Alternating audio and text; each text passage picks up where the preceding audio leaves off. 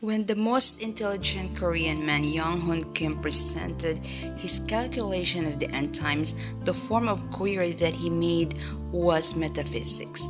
Metaphysics started from the Greek philosopher Aristotle, calling it the first science of theology. Metaphysics is a multidisciplinary field with main sections: ontology, natural theology, physics, and math. Ontology is a branch of metaphysics, although ontology as a study of nature and existence is a modern metaphysics. Specifically, science and religion are partition coefficients of metaphysics.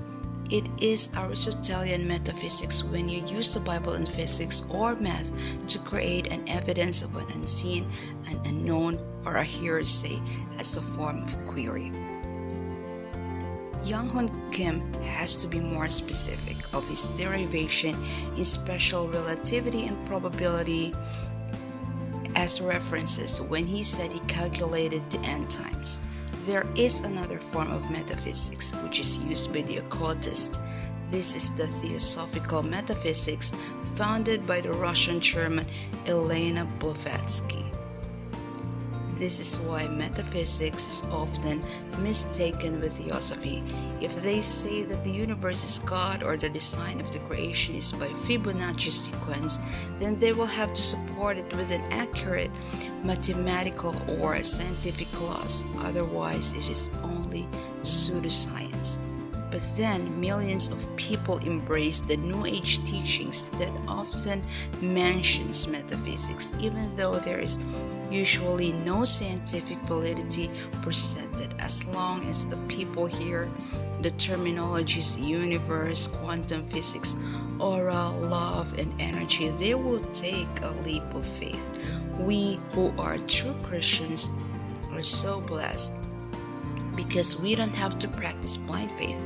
If we are asked to provide a solid evidence concerning biblical laws and events, we can use geography, for example, to present the tracks of Noah's Ark, Jesus' resurrection, and so forth.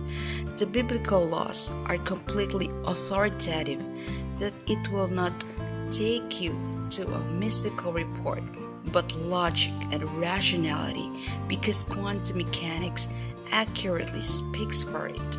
This field of science is a physical evidence of God's laws. Furthermore, starting up a theoretical platform requires an analogical reasoning. They are the models and representations, like the parables of Jesus. Since God's law is universal, anything can be a paradigm of another, even though their nature and form are totally different. The only way to violate this law is to discredit the Creator and making the creation as God, because this postulate will restrain you with a very few references, and the most common of them is the law of attraction. The theosophist cannot substantiate the lessons or the philosophy of superconductivity and direct whole, for instance, that implement transformations and relations. The Bible tells us to fully transform, and quantum mechanics is even all about it. Outside of it, the law was not really fulfilled in your life, because Jesus came to fulfill the law when we have remained in Him.